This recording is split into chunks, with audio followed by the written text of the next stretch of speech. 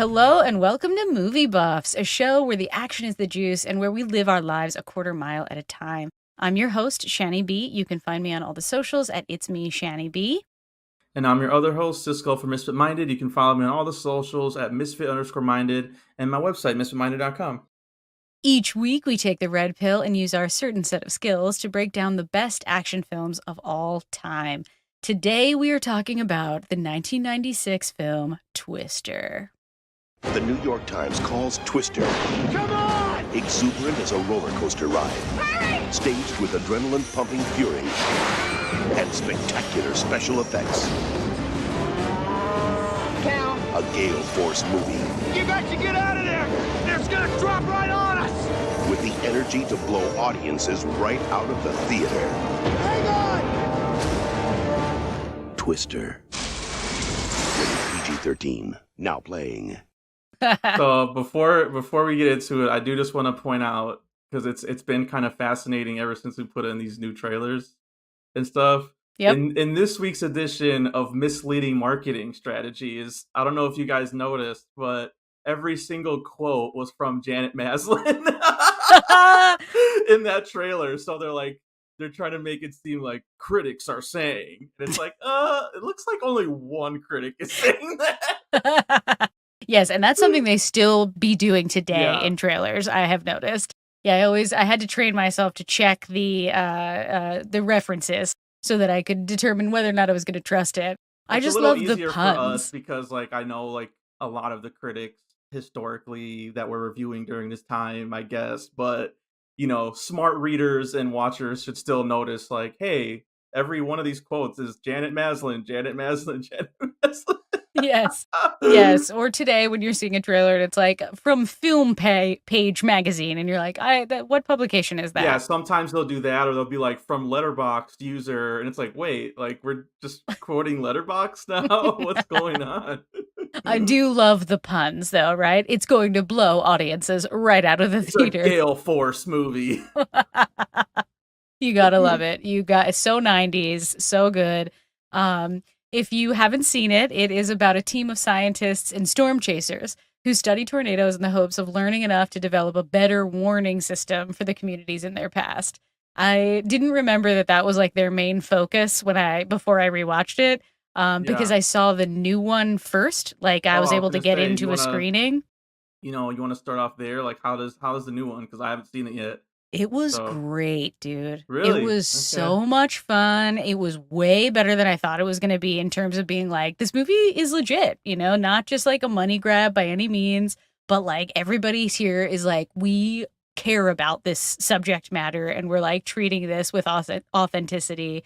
Glenn Powell is so good I in was just it. gonna He's so say, charming. I feel like Glenn Powell is on a mission to take movies that weren't necessarily the greatest from our childhoods. So for example, Top Gun, which I know a lot of people love, but I prefer Top Gun Maverick 100%. So good. Twister, I don't want to get ahead of myself, but I did think there was a chance maybe in the new one to do some things that were lacking in the old one. And then I just I saw on Twitter, I don't know if this is valid or not, so don't quote me on this, but that they're remaking The Running Man, the Arnold Schwarzenegger movie, and Glenn Powell is allegedly in it. So that's That'd one be thing I pretty saw. smart. And I'm That, that's another one where I have Arnold right up here. I love me some Arnold. of course, But Running Man's not one of his finest days. So I agree. so I could definitely see somebody stepping in and making that a better film too. So it's interesting.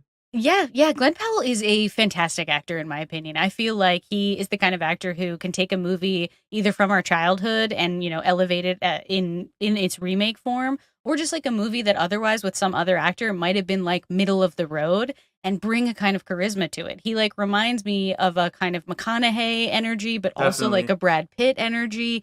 He is an amazing amalgam of all the actors we love and also still comes off very authentic. Which is interesting too, because Linklater found McConaughey and is now using him in a lot of his movies and his newer stuff, Glenn Powell. Yeah. So I think Yeah, I that mean, connection is really smart. Yeah. yeah, he's from Austin, so they have that local kind of camaraderie or something that they Mhm. share in, and they do have such a good collaboration going.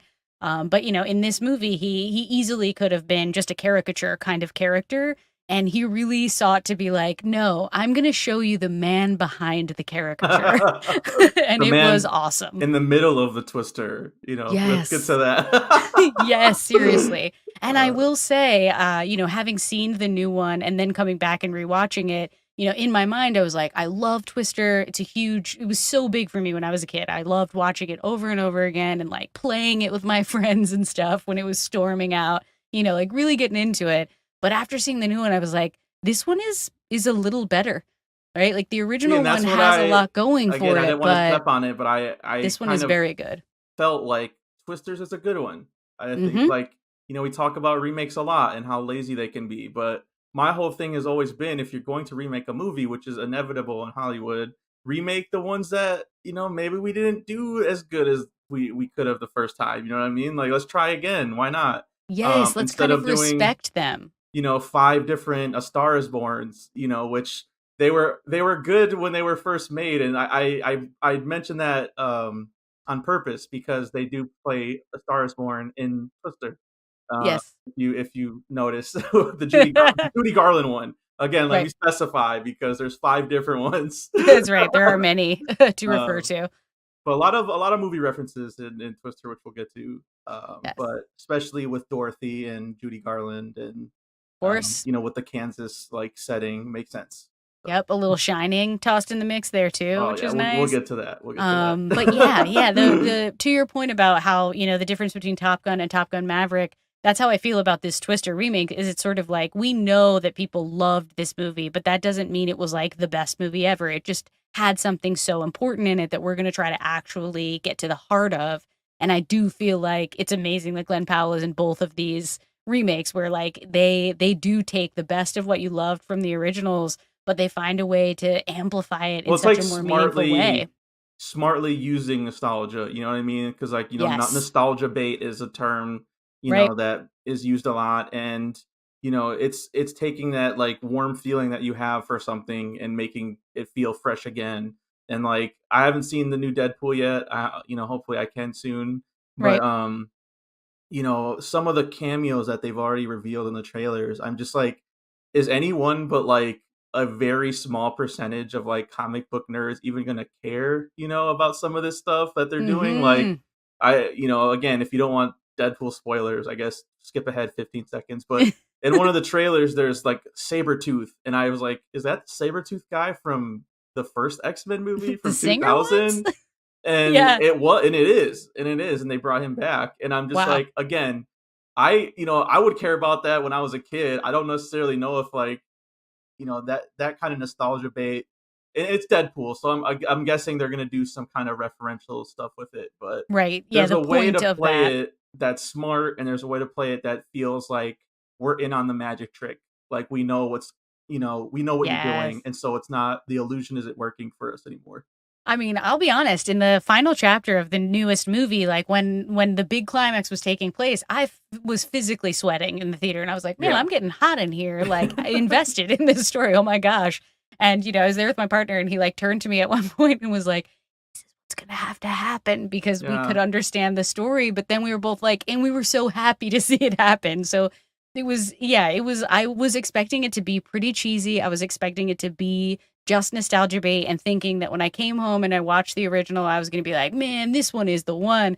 But I still love it. I've I been just was hearing that like, a lot, this and is I so good. and I kind of had a gut feeling. I'm like, maybe this one could has a chance. It's not like you're going up against like a classic 5-star classic or something like that. Right. Like, Right. I kind of had the feeling they could, and I like the cast. Like, and Yeah.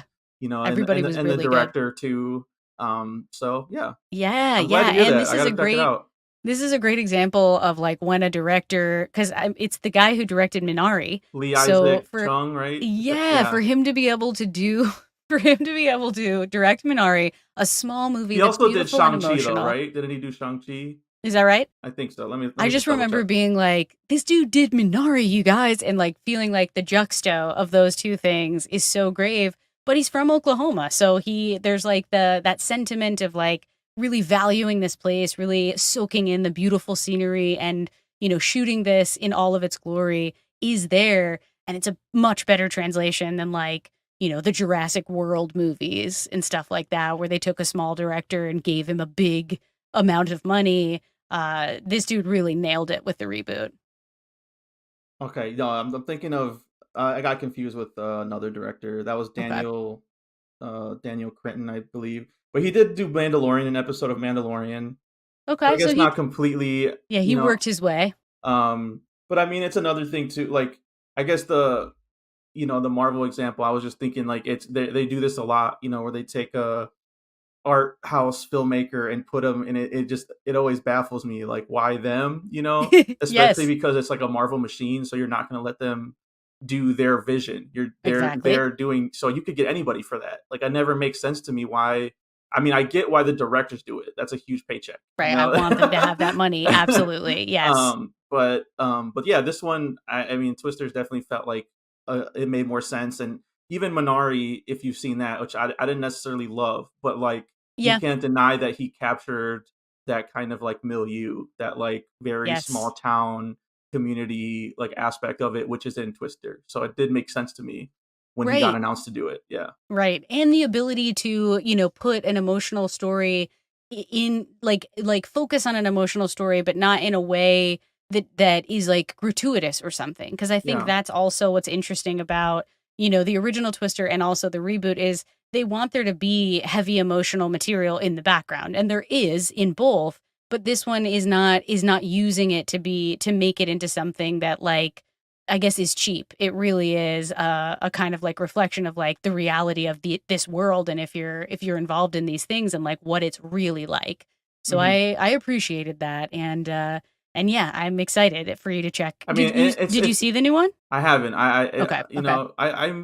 I might. I've been really trying to see Long Legs like with my brothers for like the past 2 weeks, and it's just been I want to hear your takes for sure. scheduling conflicts and everything, and so I don't know. But I mean, I'm interested in it, and it's we should note that it's like doing really good box office right now too. Yes. So is Longlegs. Longlegs is I doing think very it well too. broke I think it broke the record for. I'll check this too, just so I'm not constantly messing up this episode. But I think it broke the record for highest box office opening for a disaster movie, I think, or something. That could be right. So It made like 80 million in like the first like 2 days or something. It made a huge it had high projections, of course, and then it surpassed the projections even. And when I was there on Thursday night, it was already sold out. Like people were already like trying to see this movie. So, yeah, I guess that says something about audiences that they're really out here for these disaster movies, but I'll say the same thing was true when I saw Longlegs, also sold out. Like barely a mhm. seat left in the house, and they're both kind of doing well, and so Yeah, here I we go. gotta hear your take on both. I'll read it here. This is from Slash Film. Let's go. Um, it's found its way into the record books with the biggest opening weekend ever for a disaster movie in the U.S. Let's So there you go. go. Let's go. 80.5 million domestically, which is That's that's really good for yes. Well, nowadays. So especially yeah, nowadays, like, we're not seeing massive opening weekends like we were, we saw Barbenheimer, of course. But we want that to be more regular. And so it's nice yeah. that next summer we were able to do something similar and have another big blockbuster right around the same time. So that And was cool. Barbenheimer was so fascinating too because it was just like these are two original stories, which like when does that ever? And I know Barbie. There's some question about how original is Barbie or whatever, but Oppenheimer and like you hope that original stories like Longlegs and stuff can become box office, can break records without Right. being a whole Barbenheimer meme attached to it. Yeah, yeah, without um, needing too much. but Um it's interesting. I don't know. Yeah, yeah. Something else I kind of wanted to say. This is like a tangent, so I'm sorry for going here real quick. But Yeah, something I we'll get wanted to into the say. box office in a second. So Yes, yes. stay with us. About the box office, what I wanted to say was because when we talked about Axel Foley last week, we were talking about how Netflix basically makes these huge, big budget movies, and they're hmm mostly just for their subscribers. They want like one more subscriber or whatever, whatever. Yeah. And I went and saw that Apple original movie, Fly Me to the Moon, and it's not making huge numbers at the box office, but it made like 16 million. And Yeah. that's more than Maxine has made so far, which is such a And more than bummer. you'll make if you just put it to streaming, And that's what I was going to say. That's still $16 million Yeah. that they get to have because they released it. Like, Yep. I haven't seen any real advertising for it, so there's no way they had to spend that much to do it. And yet, they have that And I extra. think the conversation piece of it too, it's like I haven't looked at the numbers of our Axel F episode or whatever, but like it's a new movie, and sometimes the new movies will do good when we talk about them, but like it just seems like no one is talking about Axel F, which is crazy, and that's a 4th of July weekend movie that would have been such an event. I feel like if they released it in the theater, and it just, it's lost in the streaming universe now. Yeah, exactly. It's gonna get lost there. And it's just sort of like, even if you don't make huge numbers, that's still more money than you'd make off of a subscriber. You know what I mean? Like, everyone has Netflix. How many people are even left to subscribe at this point? You gotta, you Yeah. should make that extra money. And so, yeah, I just I wanted to saw it in point the that out. Netflix top 10, but it's like, what is that? That's still millions of dollars you're not You're not, you're yeah, not that's still getting. not an extra bump that you could get from, getting people to go to the theater. So, And so, yeah, I just had to point that out. But, no, this is good. I like when we have these general movie conversations. it's true. When we're Doesn't always talking get to about happen. blockbusters, Yeah. we got to do it. All right, cool. To get this bullet train started, we will take the listeners back to May 10th. So while Twisters is a middle of the summer release, the original comes out in May, which is interesting to me because it still does amazing. Yeah. So instead of the anniversary, episode we usually do, it's because Twisters just came out, so it seemed like a good time. Exactly, Yeah. exactly. It was made for 92 million, which today would be like 183 million, and it grossed 495, which is about $1 billion. Just like when we did Batman, Yep. Same. as we said, Batman was the highest grossing Warner Brothers film until Twister, and then Twister surpassed it. Yep. It opened alongside The Truth About Cats and Dogs, The Craft, Primal Fear, and The Birdcage, which was making over 100 million at the time and was in its 10th week. So The But Birdcage again, that's was riding. another like roster of just like, look at the variety there. That's so interesting. Thank you. Um, Yes. you Yeah, have like nothing else opened that weekend, but all those movies were still making millions and millions of dollars. Yeah, it was probably smart. People probably knew that Twister was going to be a huge hit, but I mean, yeah, you could go see like a ridiculous comedy, a courtroom thriller Yes. drama, a horror, Yep. all female horror. Like, yeah, some good picks there. Yep. Some camp. Like, there's just great. It's like whatever you're in the mood to watch this weekend, the movies has it for you. And that just like is not the case today. And it's amazing because like its opening weekend was 40 million, which would like maybe roughly make it close to that amount today, right? Like it's sort of like double that. So its reboot sort of it opens equally as successfully if you I think really about it. recommend too if you haven't seen Primal Fear, because I feel like Oh, Edward Norton has like these ones that always gets posted about on movie pages. I see all the time, it's like the best. American History X, of course, and Fight Club, and I just feel like Primal Fear, because that was his first big role, it kind of gets lost in the conversation. But he's so good in it, and it's such a good movie. Like, Yes. I remember it's like one of the first movies I remember actually seeing in a movie store, and like I have to buy this. Like this was Yeah. this is worth having. This is a good Yes. movie. Yeah, yeah, such a good movie. I love that movie so much for the psychological thriller element of it. I'm a huge fan. So yes, Richard if you Gere haven't seen it, and the you height of got to his see it. powers. Yeah. Yes, yes. Awesome. All right, that brings us to our first segment called Getting the Band Back Together. I don't have friends. I got family. In this segment, we take a slow-mo look at the filmmaking choices that went into the film and the ass kickers responsible. This movie was written by Michael Crichton of Jurassic Park fame and Anne Maria Martin, who is more known as an actress, and of course, the legendary Jan de Bont, who we've talked about just a few months ago, or with Speed, Yep. which we recently covered. But he's done a lot of other films too. He did Speed 2.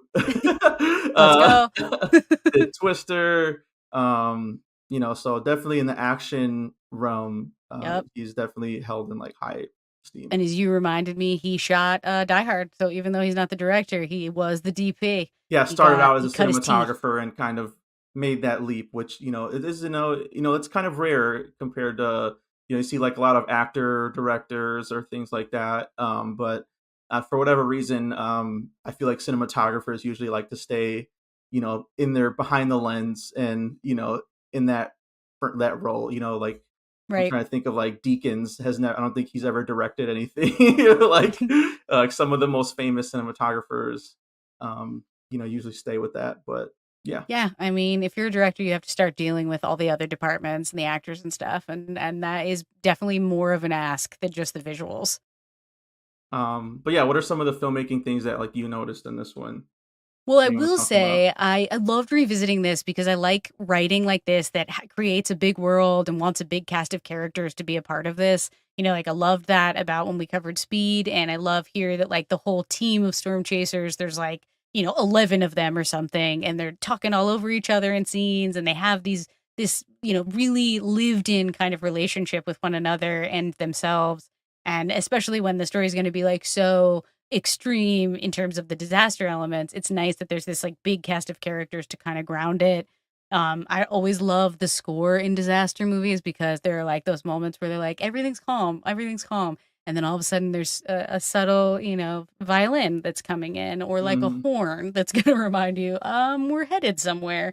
And I love that. And of course, this movie has lots of inserts, which are my favorite, so that we could tell again that the impending doom is on its way with, the little wind chimes and stuff, especially during one of the main sequences when, someone important is going to be attacked by the tornado. mhm. So yeah, like not a lot of shots stick out to me other than, he's right there in the action always, like up in the face of the actors when they're experiencing these things, and he's, capturing kind of big wide shots that are going to incorporate a little CG and a little reality. But it's just sort of like the sentiment and the quality of this type of movie and the way that it's shot, I really appreciate. What Yeah. about you? No, I pretty much was gonna say like similarly, like that because he's like a DP that that visually that this movie is going to be um, you know, pretty good. You know what you're getting when you see a Yandamant movie, even if it's like not the greatest. Um, I also noticed that piece of just like, it's a huge all-star cast, which we'll get into in the next segment. But like, in order to juggle all of those people, you need to have like very defined like camera movement and the sound effects definitely go a long way too in like cueing you into what's going on because as you said, there's not really a lot of explanation. You're just kind of dropped into this world and these people. Yep. I watched the new House of the Dragon episode, and the director of that one was talking about, because I think it was called like Townsfolk or something like that was the latest episode, and Hmm. it was very kind of different than the rest of the season because they're focusing on all these other characters that normally don't get a lot of screen time. And so he was talking about like using the camera to like kind of go around these characters and kind of like fill you into them in a way that's like not like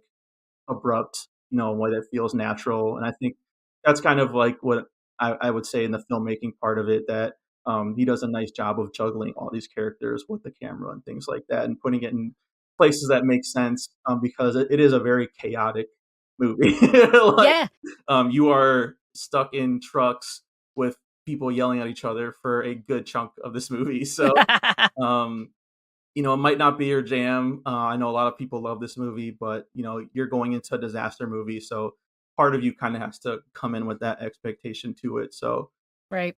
yeah, yeah, I guess the genre of the disaster movie is not one I'm like huge on. I'll Okay. say so, like just keep that in mind as we go through this episode. But I just think it's as far as like I didn't get to watch the special features, but was listening to some podcasts and stuff about Twister recently, and the whole reason this movie got made basically was that ILM, I believe, was like, "Hey, we know how to do twisters now in our computers." So so think about it. And so like there was just a huge race to see like what studio could put out the first tornado movie, I guess, Let's go. And And there so wasn't like one of those situations where it's like Armageddon and Deep Impact or, yeah. Dante's Peak and Volcano. Like there isn't a competing one that you can think of. This one does get to stand alone. Although I do think someone did try and sue Twister for saying like that they stole their tornado script or something like that. And Amazing. I don't think they were successful. I think they ruled of like, that's a pretty broad stroke you're painting there. It's just a Right. tornado movie. It's not like they stole a very specific idea or something like that. Right. So, but whenever you have that context, though, I do think it's important to note that because it's, I think one of the weaker aspects of this film is the story. And so when I heard about that, I was like, that makes a lot of sense. This does feel like a movie that was retrofitted to visual effects rather than the other way around, which is a lot Right. harder, because the script is like so important, like it's something Of I course. always notice where, there can be great performers and actors and visual effects and these things, but if the script is not good, the dialogue they're saying, they can only do so much with it, Yeah. and the emotions can only take you so far. It like limits the emotions you feel too, because again, it's all an illusion, and sometimes it's just it's you're not as bought into the illusion. But as far as like visual effects goes, like you can't deny that they did their thing on this movie. Like Yes. that is one thing that's held up really well, and they just got a 4K release, Twister, which I wasn't able to. I have the Blu-ray, but I heard that the 4K is like even better, where Awesome. Jan de Bont was able to do color correction that he wasn't able to do the first time, and so Okay. it looks even better. Which I can believe that. For sure. So yeah. For sure. Yeah. Yeah. It's a good mix, right? Like they could do all that stuff, but the way he supplements, the fallout and the aftermath and what's happening close up rather than in the wide shots of the tornadoes, like that's the stuff that's really good here. So even though they could use that CG, this movie is like at a good place in time where it's not trying to do everything with computers.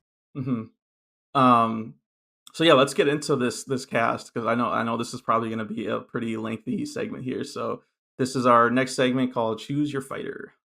Welcome to the party, pal! This is the segment where we take a look at the bros and babes that flex their acting muscles and sometimes their real muscles for us movie buffs.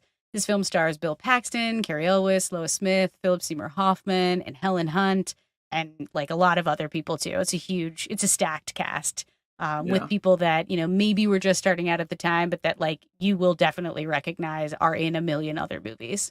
Yeah. I mean, Philip Seymour Hoffman, just to even start, it's like he's just in this really small part, but he was always good in everything, even though He a s- almost steals this movie. he's in a small part in The Big Lebowski, you remember it, like every time he pops up. So good to see him, just like I love the scene early on where Bill Paxton leaves his wife with Yep. him, and Yep. like even Helen Hunt's like, "You left her with him? What are you doing?" Are you sure?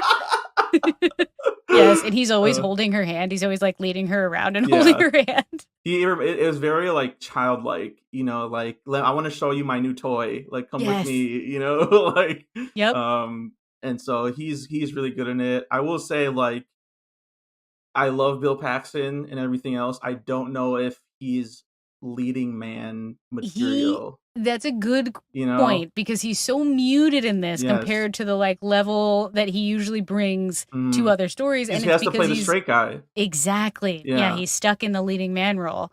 And yeah, it is interesting how like there are still some of his trademark pieces there, but he's not the Bill Paxton we know and love. Yeah. It's tough. Again, that's kind of what I was hinting at of just like the script can only take you so far because it's like, yeah, obviously I love Bill Paxton and like Terminator and Aliens and all these movies, these bit parts. But he has to play the straight guy and try and reel in the group even Yeah, though the rational one and everything. I will say like, not to step on our plot holes section, but like he gives in pretty fast to their antics. He's Yeah. he's like at first he's like, I'm not back, that's like one of the lines he keeps saying, and then, very quickly he's back. Yeah, Um it's hard not to be back. Jamie Gertz as the wife, again, I don't want to harp on all these performances, but she can only do so much. Again, she's a great actress, So but memorable. she has to be the shrieking woman in the back of the car the entire movie. I uh, not even upset about it. I feel like it's so funny, and it's like she's one of the characters I remember the most too because she's like a person who's so far out of her element, and I really feel like she nails the comedy of that, even though she is in that shrieky role. Yeah, like, I was gonna ask you about that too, like, she is I know it's not the same job, but, like, as a psychologist, how did you feel about her portrayal? I You know? love it. When I was rewatching it, I was like, "Oh, yet another movie from my childhood where someone is a therapist planting seeds in my mind to Yeah. grow up and become one." What's her official it's Um, a reproductive therapist? Right? yeah, Very yeah. So she, specific. yeah, she's specializing in, I guess that couples issue. But it's not something I haven't done before. I definitely work with couples, and I've definitely Yeah, talked about like awesome. fertility issues and infidelity and all kinds of funny stuff. So it's just hilarious to hear her like taking these calls in the midst of this chaos. That was my favorite part of it, like, where she's just like, "No, it's not your penis," she didn't She married you, not Yeah, your penis. yeah, Yes. like, it's just so ridiculous, but it is, like, definitely, like, therapy talk, like, where it's believable that Yep. someone, even on the phone, would try and get into that. Yes, yes. And it's, like, so perfect too because, this a storm is chaotic and so too are, like, relationships, and it's perfect that, like, he would, have this, hot relationship with Helen Hunt where they fight because they speak about how, that's part of maybe what led to the end of their relationship, but they're, like, really passionate, and then he chooses this woman who's, like, incredibly grounded and who's, like, trying to be very emotionally regulated and Yeah. aware and take everything from the ground up, and so it's like that's a small piece of these differing types of women, but it is such an interesting It thing plays on, like, too. these stereotypes, like, a lot, which, like, I guess and she kinda elevates it because she's such a good performer, but, like, there are some times where it's just, like, it's so ridiculous, like, we could talk about Carrie Ellis now, but, like, that Ugh. he uh, our introduction to him, "He did it for the money, not the science," just makes me laugh every time, like, it's so dumb, like, it's so Well, especially because like I thought I remembered him being more involved, and he was so much less involved than I remembered when I rewatched Yeah, the it, where I was villain is the like, tornado, he's kind of like villain B, like yes. Yes, exactly. The tornadoes are the villains here. Yeah. But yeah, he's so good at being like a schmarmy kind of like, schmuck or something. So I do feel Yeah, like he even though he naturally doesn't have a fits. lot to do, yeah, he's just got that face and you're Because like, they even "Oh, play it, like, in Princess Bride where he's, like, the protagonist, they play on that where he's, right." like when, the princess doesn't remember him and he's kinda has to be the asshole and, plays these mind games with her, which we'll get into with True Lies coming soon, they also Very play on excited. that trope. Yes, yes. Yeah, yeah, he Uh, it's an interesting thing too, because like, he's here and he's lending some grounding, and then, Lois Smith is here also, like, lending grounding. It's like, even though we don't see a lot of Carrie Ellis and we only get a little bit of Lois Smith, like, sort of as the real person that they're actually all out here trying to protect in a way, they both do such a good job of being like, "Yeah, I guess if there was a guy who was, like, trying to make money off of tornadoes, he would be like Carrie Ellis is," Definitely. you know? Yeah. And, Um like, they're definitely trying to draw that, like, parallel of, like, rich business asshole who's not he doesn't have the instinct or the heart. He doesn't connect to tornadoes in his soul. He's just in Right. it for the money, and so It's they very 90s. it's very so, like and that's it with the business suits and, like, all of the Cadillacs that they're driving and the all black, and they got The the best hilarious tech. minivans and stuff. Yes, yes. And I think they play that with the Lois Smith scene too, where it's like, you know, um, Jamie Gertz is like introduced. It's kind of like this awkward like family like mother-in-law scene, Yep. where it's like, oh well, this is my family, and it's they're like putting food on her plate, and she's just kind of like overwhelmed at everything going on, It's so good. fish out of So, so water good. and that's that country hospitality, that southern hospitality that everyone talks about, like they do that scene in particular like really captures that well, I think. I love it. Yeah. Yeah. Yeah, exactly. And I just love Lois Smith anytime she's around. She's just like solid. She's been working for like 100 years, like almost literally now.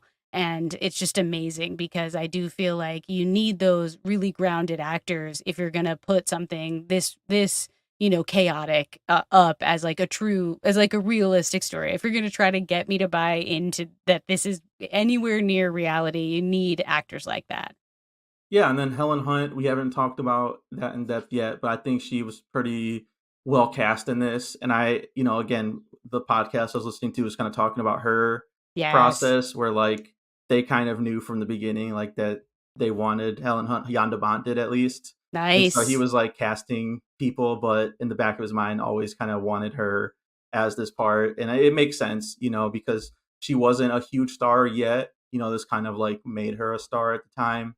Right. And so obviously producers want to protect their their pocketbooks. Of course. But yeah, she does a nice job, here where again has to work beyond the script because there's not much there with between her and Bill Paxton. It's all just between the way they interact with each other. Yes, and the tornado. It's Yeah, like a triangle, them, the tornado, and each other, the tornado will bring them together. Yeah, as it does. all this destruction and yeah, this whole thing of like getting her to sign the divorce papers, which she hasn't done. I actually like that because um, usually you see it the other way around. So That's I right. I like that kind of gender swap there because that's a trope in movies, but it's usually the guy who can't move on and Right.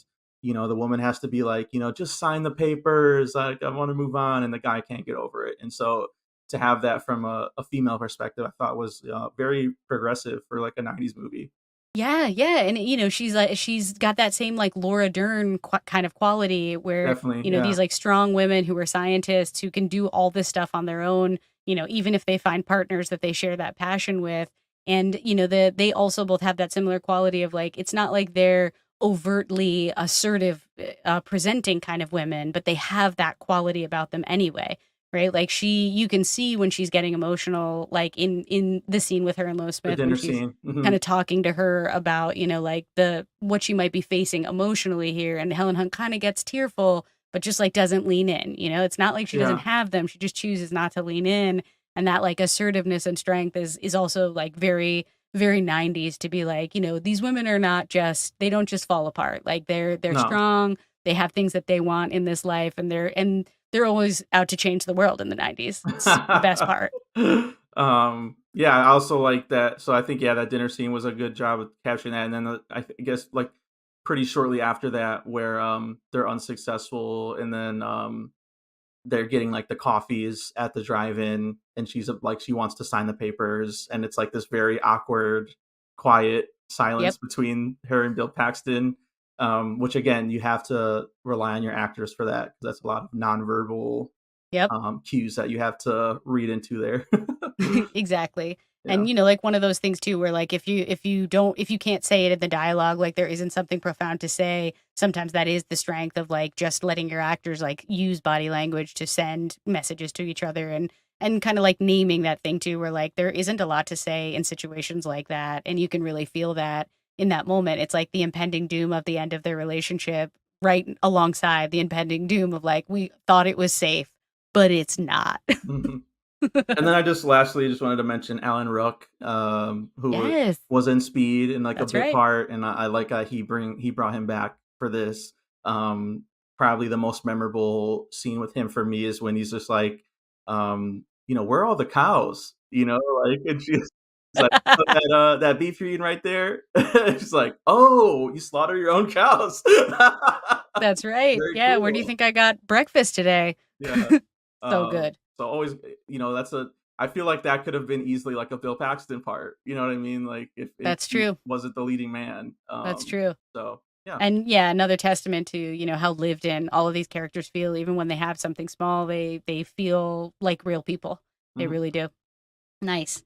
All right, that brings us to our next segment called The Need for Speed. Pain don't hurt.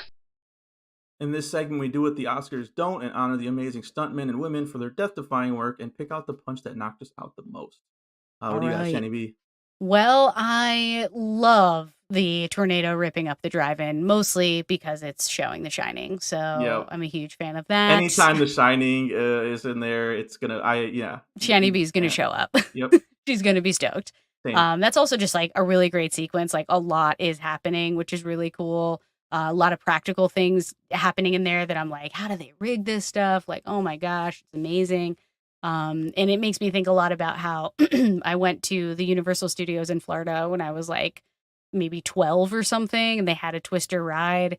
and it just Oh was giving wow. me all the feels of, how they rigged similar things in this ride to make it feel like you were maybe at the drive-in or at one of these sets or I something. didn't think about the ride part of it, but I definitely was like, this has to be a Universal movie if they got The Shining. Right. Right, So I seriously. did make that connection. Yeah. Yeah, it was awesome. I don't think it's there anymore, unfortunately, but I'm sure somebody on YouTube has a video of it because somehow people were able to get videos of some of the rides that studios used to license. Like Disney had an Alien ride and they had an animatronic of Ripley Ooh. and stuff. Like it's fucking cool.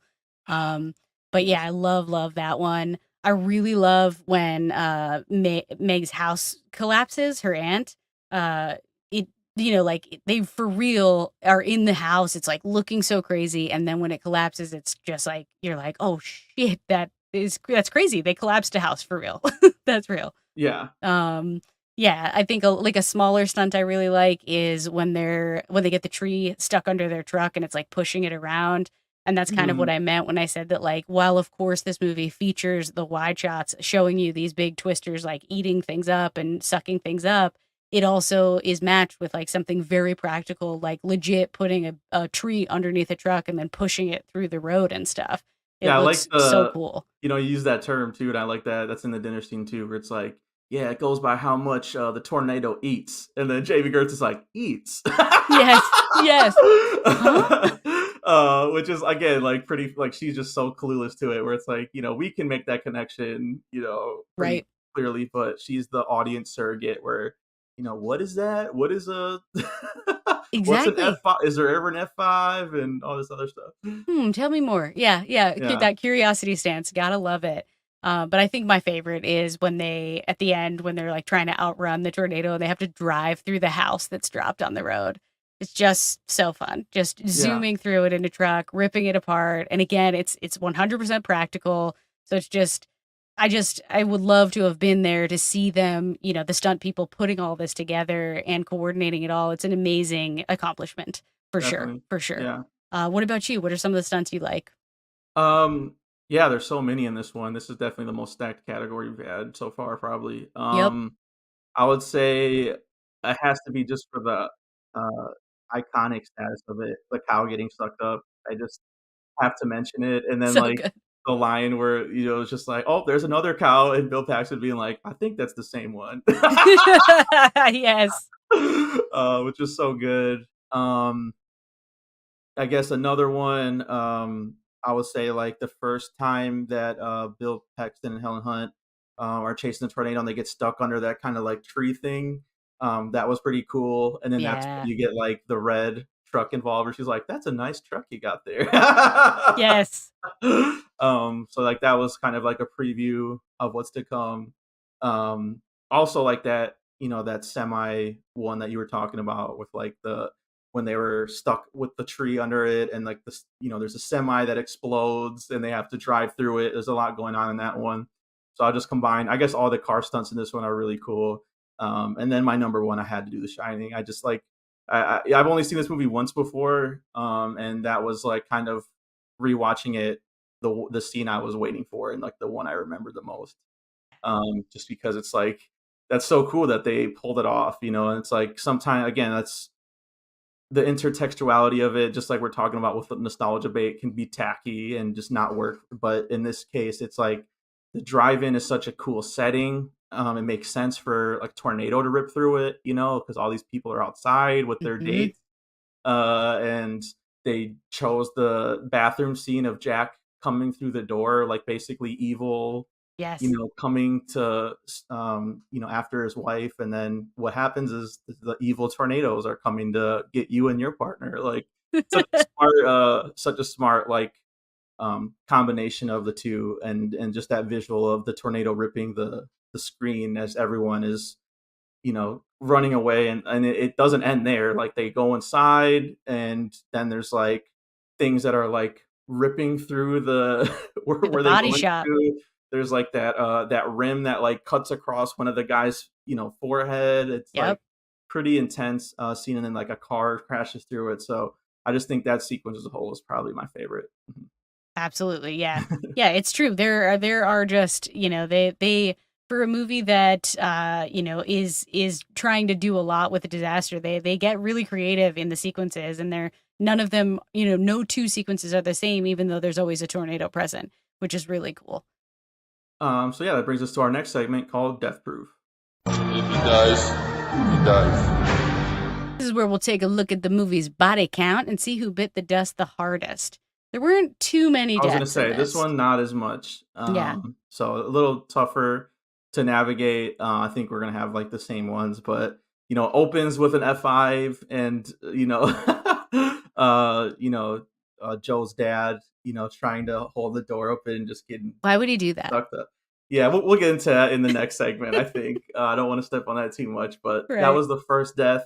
They don't really deal with her, reaction to that, except for the one scene where Bill Paxton kind of lays it all out there, which I thought was smart. Yep. I definitely expected more of that. Right. And then I guess I just, the number one, I guess just no brainer. It's just like one of the only deaths in it. But it's very impactful. It's just when Cary Elwes and his buddy, I don't know. It was just it's so graphic. Like, and his buddy, who seemed like the more reasonable guy, gets fucking Gets impaled. it worse. Yeah, which it just makes no sense to me. Like, I was going to ask you that. Cary Elwes should have been the impaled one, right? Yes, agreed, 100%. Because the other And- guy was like, "Hey," like he was truly the voice of reason. Yeah, and they both. I mean, it doesn't matter. They both explode in the tornado. The car explodes in the tornado. But I guess like that one is just like I was like, whoa, I forgot how hard they went on this death, and so immediately that was the number one kill in this one. So I mean, but those are the only two that really. Is there any other ones that I'm missing? Not that I can think of. Yeah, Yeah. like pretty much no one. Somehow they do save a lot of people's lives in here, which is why I think it's so funny that it is such a graphic death when it ends up Yeah. that guy ends up getting like fully impaled by the huge And some thing. of the scenes where Bill Paxton and Helen Hunt are like straight up just like outrunning a tornado on foot is like pretty ridiculous. Like, Yes. Yeah. It's pushing your disbelief a little bit in some of those scenes, but that the two of them aren't going to die because they're the main couple. And main Exactly. characters. Yeah, they've got to survive at the end. I guess I'll just say I was really glad they didn't kill Lois Smith. Yeah. Joe had already lost a family member. We didn't need to lose someone else to raise the Mhm. stakes. And it was like enough for them to, for us to be reminded of the grave nature, even though they could outrun it. It's like, not everyone does. Not everyone can. I will see your sparing shout out, and I will raise you that none of the dogs die. I was very happy about that. Yes, that's very so important. Lois Smith's dog didn't die. You got Bill Paxton carrying that good boy out, and then at the beginning, well, her little dog Toby Made it in. made it in, and I don't know if that was the same dog breed that was like Toto in Wizard of Oz. It looked very similar to that. Though. Yeah, I feel like they chose that breed on purpose for sure. And even the name Toby is very similar to Toto a little bit. But yeah, I was worried for that dog when it was running behind, and then the daughter made sure Toby, Yeah. no, Toby has to come in. You really can't kill a dog in a movie. You can't do it. You cannot. Can't do it.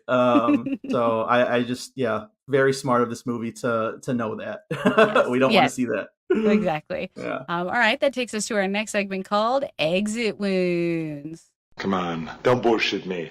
This is where we talk about the film's imperfections, decide whether they're fatal hits or just minor flesh wounds. What do you got?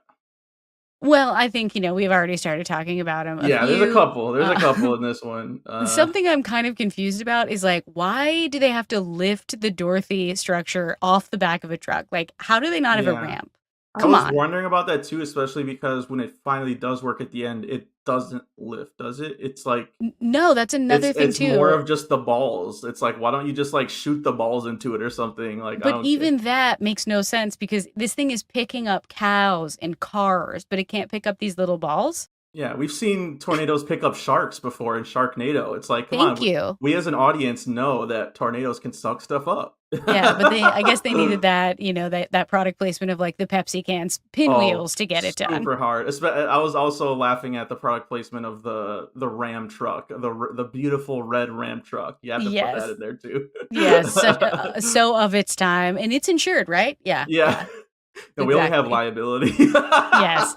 And yeah, like to your point before, I think my main concern was like, I don't know how everything around them is blowing away, but they're always just like still driving, still running, still good to go.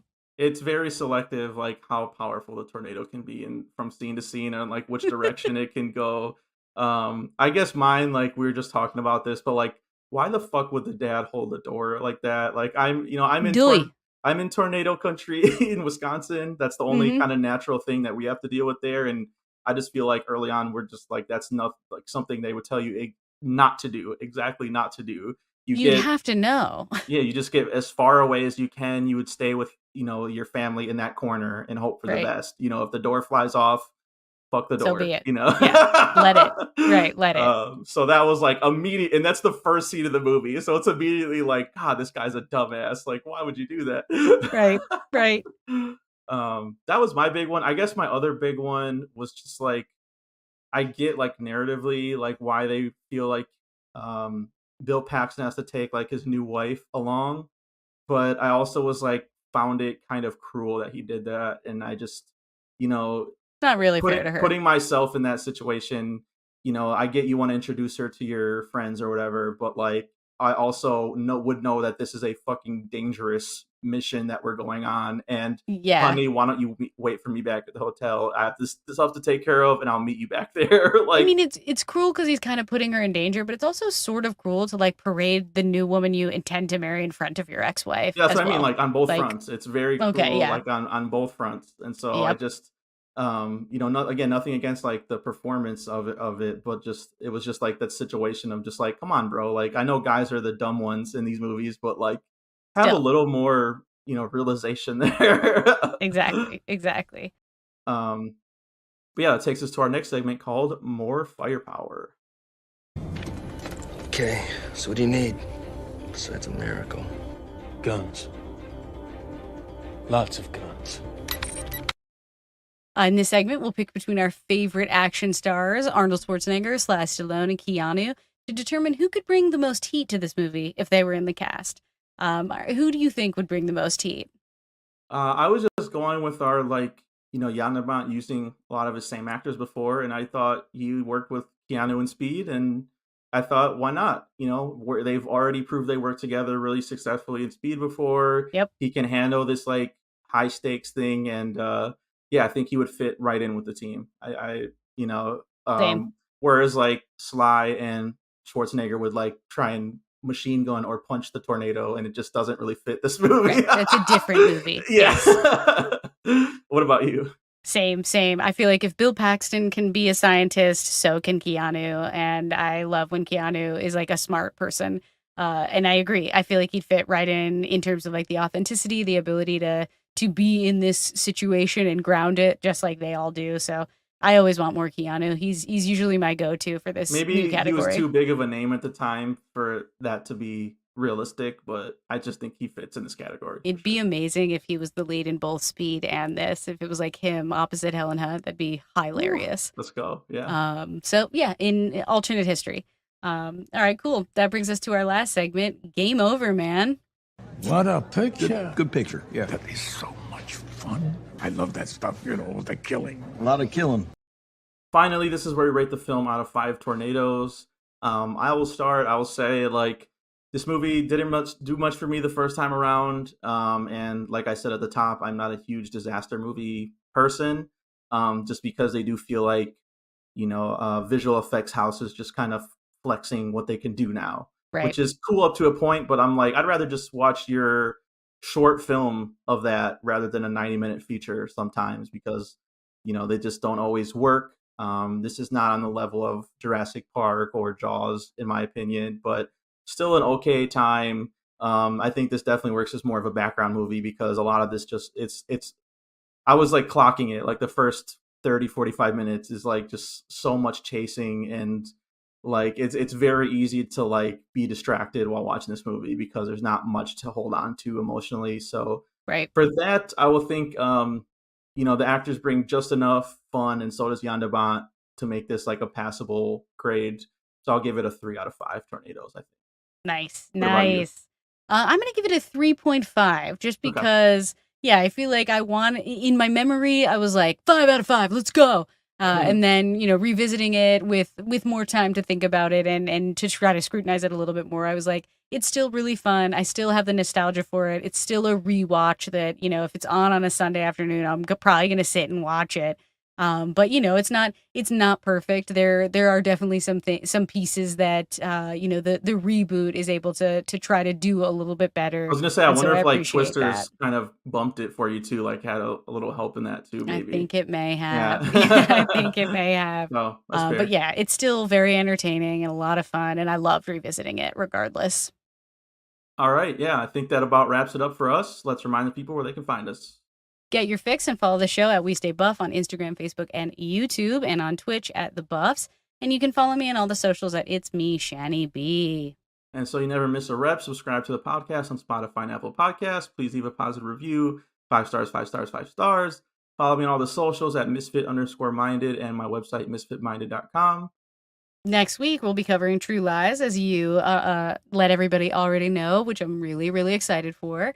Yes. So thanks again for listening, and we'll catch you next time on another edition of Movie Buffs. Until then...